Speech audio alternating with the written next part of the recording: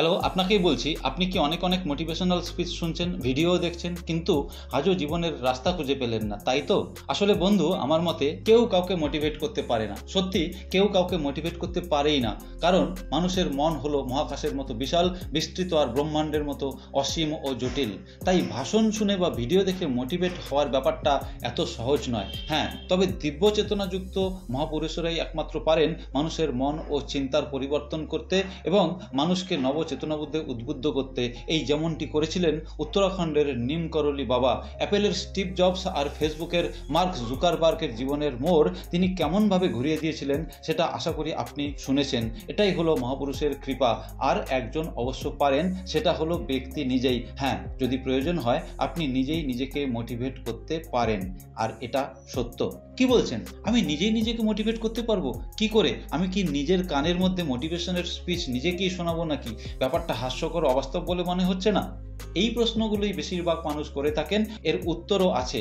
এইসব প্রশ্ন অবশ্য আপনার মনে আসতেই পারে, তবে এরূপ ধারণা হওয়াটা মোটেই আশ্চর্যের কিছু নয়। তাহলে শুনুন, এই যে আপনি রোজ ঘুমান, খাবার খান, স্নান করেন, এগুলো করতে আপনাকে কে মোটিভেট করে?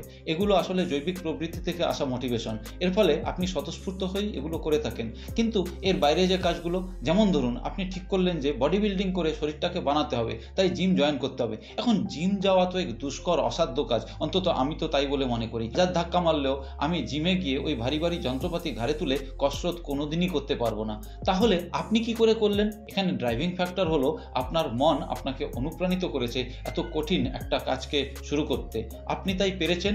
আরেকটা উদাহরণ দিই। আমার এক পরিচিত ভদ্রমহিলার ইচ্ছে হলো, না কি করবেন, তিনি ইউটিউবে কুকিং রেসিপির চ্যানেল খুলে ব্লগার হয়ে টাকা উপার্জন করবেন, আর ওটাকেই নাকি পেশা হিসাবে বেছে নেবেন। ব্যাপারটা কিন্তু সহজ ছিল না, কারণ যখন তিনি সিদ্ধান্ত নেন তখন তিনি ঠিক করে রান্নার কাজটাই জানতেন না। যাও বা জানতেন তাহলে ওই চা বা কফি বা কাজ চালানোর মতো কিছু খাবার দাবার ঘরের জন্য রান্না করা। ওনার সাথে আমার দেখা হয় এবং আমি ওনার থেকে শুনতে পারি যে ওনার চ্যানেল নাকি সাকসেস হয়েছে, লক্ষাধিক সাবস্ক্রাইবারও হয়েছে এবং অনেক রান্নার ভিডিও উনি ওনার মোবাইলে আমাকে খালেন এবং আমি দেখলাম, and I was really surprised. It's a huge success. আমি এরপরে ওনার সাথে ফোনেও কথা বলি, জানতে পারি যে ওনার চ্যানেল থেকে নাকি রেগুলার আর্নিং হচ্ছে এবং উনি জানান যে প্রায় 6-7 মাস আগে ওনার চ্যানেল মনিটাইজড হয়েছে এবং 26,000 টাকা প্রথমবারে উনি আর্নিং করেন, and now it is continuing. তো এটা একটা সাকসেস স্টোরি। তো এই ভদ্রমহিলাকে এখানে ইন্সপায়ার কে করলো সেটা বড় কথা। কেউ বাইরে থেকে তো ইন্সপায়ার করেনি।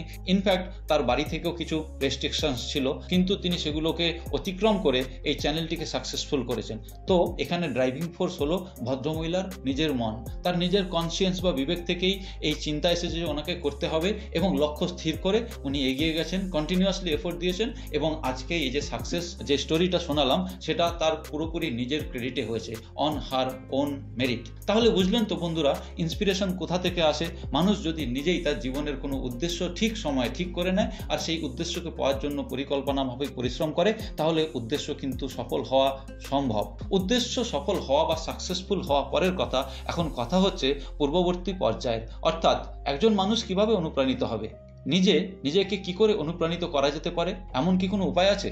অবশ্যই আছে। যেদিন থেকে আপনার মনে কিছু করে সফল হওয়ার চিন্তার উদয় হবে, সেদিন থেকে কিন্তু আপনাকে বুঝতে হবে যে আপনি অন্যদের থেকে অন্য পথে চলার একটা সংকেত পাচ্ছেন। এটাকে গড গাইডেড সিগন্যালও বলা হয়। আপনাকে সেটা বুঝে নিতে হবে আর সেই সিগন্যাল ফলো করে স্টেপ বাই স্টেপ এগিয়ে যেতে হবে। কোনো তাড়াহুড়ো নয়, just follow the step, value your time. এখানে আমি একটা বিশেষ বইয়ের নাম অবশ্যই আপনাকে জানাবো।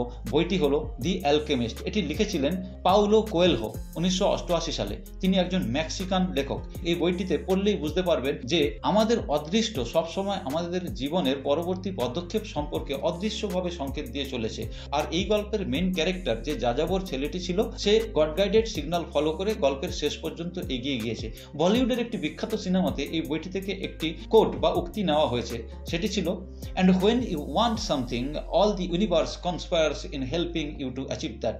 এর অর্থ হলো, যদি তুমি কিছু পাওয়ার জন্য মন থেকে মরিয়া হয়ে চেষ্টা করো, তাহলে এই সমগ্র বিশ্ব ব্রহ্মাণ্ড ও একত্রিত হয়ে চেষ্টা করে তোমাকে তোমার অভিষ্ট পূরণ করতে সাহায্য করবে। তার মানে আপনাকে জীবনের একটা উদ্দেশ্য অবশ্যই স্থির করে নিতে হবে, আর সেই উদ্দেশ্যের পথেই ক্রমাগত এগিয়ে যেতে হবে। বন্ধুরা, উদ্দেশ্য ছাড়া যে কোনো পরিশ্রমই বৃথা বা পণ্ডশ্রম হয়, আর এটা একটি প্রমাণিত সত্য। কোনো ট্রেন এর একটা লাস্ট স্টেশন থাকে, কোনো একটা জাহাজের একটা গন্তব্য বন্দর থাকে, অর্থাৎ যাকে বলা হয় ডেস্টিনেশন। এই ট্রেন বা জাহাজ কিন্তু যানবাহন, যারা একটা নির্দিষ্ট স্থান থেকে জার্নি শুরু করে এবং তাদের পূর্ব নির্ধারিত ডেস্টিনেশনে পৌঁছায়। আর এই সত্যিটাই মানুষের জীবনের ক্ষেত্রেও প্রযোজ্য। তাই আপনাদের জীবনের কর্মের ক্ষেত্রে একটা গন্তব্য বা ডেস্টিনেশন ঠিক করে নিতে হবে। আর এটা ঠিক করতে হবে আপনি কি কাজ করতে খুব পছন্দ করেন, যে কাজ আপনি যতদিন ইচ্ছে মনের খুশিতে করতে পারবেন। একবার যদি লক্ষ্য স্থির হয়ে যায়, তখন থেকে শুরু হয়ে যাবে লাইফ জার্নি। বাস শুরু হয়ে গেল। নিজের ইন্সপিরেশন বা অনুপ্রেরণায় আপনি নিজের জীবনের গন্তব্যের দিকে ধাবিত হলেন। বাকি আপনাকে আপনার লক্ষ্যে পৌঁছে দেওয়ার কাজটা তো ইউনিভার্স করবে। ওই যে বলেছে না, अगर किसी भी चीज को पूरी शिद्दत से चाहो तो पूरी कायनात उसे आपसे मिलाने पर मजबूर हो जाती है। এখন আপনার প্রশ্ন যে কি করে জীবনের লক্ষ্য স্থির করব। আপনি যা করতে ভালোবাসেন আর অনেক অনেক দিন ধরে যেটা নিয়ে কাজ করে আপনি ক্লান্ত হবেন না, আর নতুন নতুন আইডিয়া নিয়ে যুগোপযোগী হয়ে সময়ের সঙ্গে তাল মিলিয়ে কাজ করে যেতে পারবেন, এরকম কিছুই উদ্দেশ্য হওয়া উচিত আপনার জীবনের। এটাই হওয়া উচিত আপনার জীবনের লক্ষ্য। এটা অবশ্য ব্যক্তির ইচ্ছের উপরে নির্ভর করে, তাই এটা আপনার ওপরেই ছাড়া থাকলো। পথ চলা তো শুরু করেছেন বন্ধু, কিন্তু লক্ষ্য এখন অনেক দূর। রাস্তায় অনেক সমস্যা আছে যেগুলো আজ অনুমান করা সম্ভব নয়, যেগুলো অতিক্রম ও করতে হবে আপনাকে। এর জন্য অবশ্য অনেক উপায় আছে, তবে সেগুলো অন্য কয়েকটি ভিডিওতে আপনাদের সাথে বিস্তারিতভাবে স্টেপ বাই স্টেপ আলোচনা করব। এই ভিডিওতে খালি বোঝানোর চেষ্টা করেছি যে জীবনের লক্ষ্য স্থির করা কতটা প্রয়োজন। আপনি মন দিয়ে ভাবুন, যদি সফল হতে চান তো খুঁজে বার করুন আপনার প্যাশন কি, আর সেই প্যাশনকে বাস্তবে রূপ দিতে আপনি কি কি করতে পারেন, কিভাবে এগোবেন। ভিডিও কেমন লাগলো সেটা জানতে চাইবো না। যদি এই বিষয়বস্তু ও আমার এই উপস্থাপনা আপনার বিন্দুমাত্র কাজে লাগে, আমি আমার পরিশ্রমকে সার্থক বলে মনে করব। শেষে বলবো, আপনাদের একটা লাইক আমাকে এরকম কাজ করার জন্য অনেক অনেক উৎসাহিত করে, তাই একটা লাইকের অনুরোধ রইল। আজ তাহলে এই পর্যন্তই। সুস্থ থাকুন, ভালো থাকুন, ধন্যবাদ।